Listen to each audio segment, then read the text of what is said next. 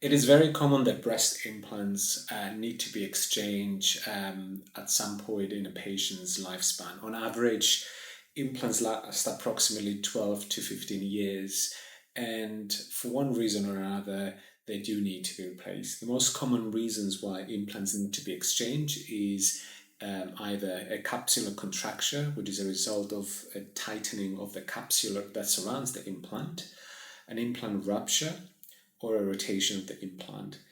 All of these problems can cause symptoms such as pain and can also distort the shape of the implant and often require that patients have these implants exchanged.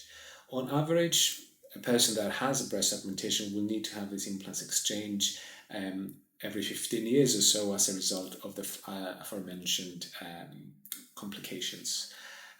With an implant revision procedure, we have to really listen to what the patient wishes are when it comes to the implant size, the plane at which the implant is inserted, as well as the shape of the implant itself. It is not uncommon that an implant which was originally placed under the muscle is changed to a plane in front of the muscle and vice versa. It is also very likely that patients will downsize or upsize their implants in order to achieve a more desirable result.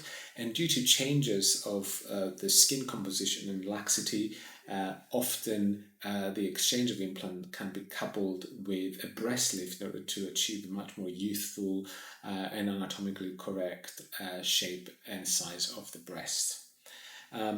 During the procedure, we will have to remove the implant and decide whether the capsule can be removed or should be removed, or whether the capsule itself can be used in order to enhance the result of the implant exchange itself. The recovery from this procedure should be very similar to any other implant procedure. However, if there is an extensive capsulectomy, there might be a slightly more slower recovery, as that procedure tends to be slightly more painful for the patient themselves. However, one needs to understand that an implant doesn't necessarily need to be exchanged unless there is a problem, and we have previously removed or exchanged implants that were 30 years old simply because they hadn't really caused any problem until that time.